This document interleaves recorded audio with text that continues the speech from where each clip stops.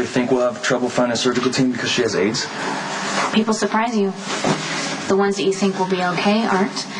The ones that you think would run, stand up and deliver. Okay. Well, if we have to do it, we'll do it alone. That's arrogant, even for you. They're prepping the OR, but we have a staff problem. Yes, you're right. Fine. Well, then, if nobody's going to help us, then we'll do it by ourselves. I'm not finished. Well, what is there to finish? I mean, I knew we'd run into problems in this backwater town. Will you ask Dr. Drake to review this list, please? Oh, my God. You have 3 people for every position, so make up your minds. You're on the top of the list. I'm doing my job. We all are. So don't go around thinking that you're anything special.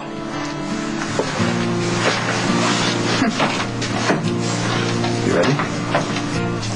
She's wrong. About what? You might be a little special. On a good day.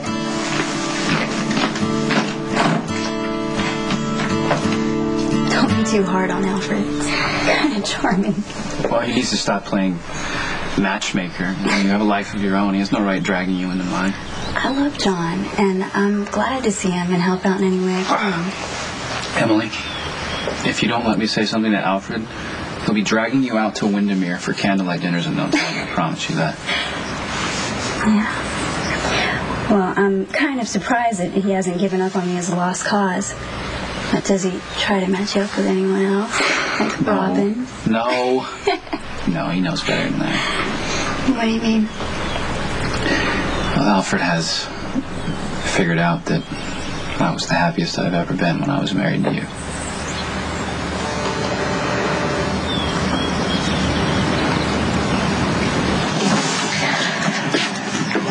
You're feeling guilty.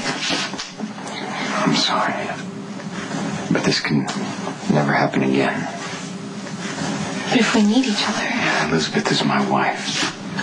I know we've been having our problems, but that's just the way marriage is, and doesn't mean I don't love her. I know. Actually, I never wanted to hurt you. Hey, you know, it's not like we expected this to happen. If you need anything. Yeah. You're amazing. I mean, I wouldn't have been able to do this without you. But it wouldn't be right if we kept it going. Whatever you want. Promise me one thing. That you'll keep this between us and no one will ever know. I promise.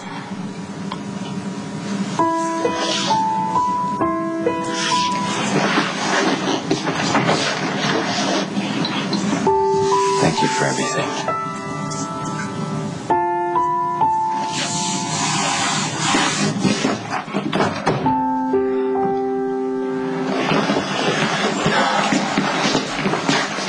Calling about the building permits. Don't bother. That's not why I asked to see you.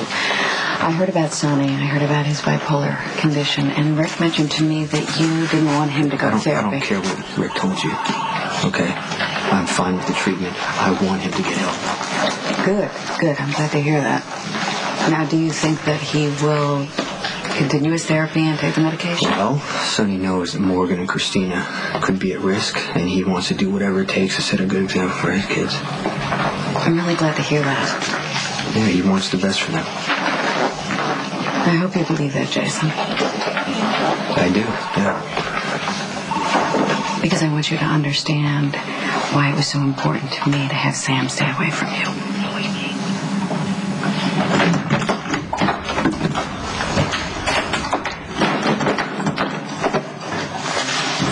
Hey.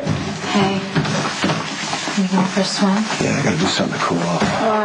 Why? What happened? I don't know. You know, it's my fault that Sonny's bipolar, and that I'm a terrible husband and father because I didn't let Alexis in on the whole thing from the very beginning, and I'm also a very bad person because I'm trying to help my only brother. You want to hear my big crime against Alexis? And improve my day. Go ahead. I didn't tell her that Sonny was bipolar either. Really? You're not normally this upset unless it has something to do with Jason. Please leave Jason out of it. Sorry, I just... No, seriously, I am not defending him for once, okay? I'm tired of following him around. I'm tired of waiting for something that is never going to happen. No, you really mean that? Yes, I mean it. I finally realized that Jason and I will never be back together. I just want it to be over now. This pain has got to stop. Well, it's not going to be easy. So. I know, Rick. I don't think you do. You're going to have to do something that will change everything between you and Jason irrevocably, forever.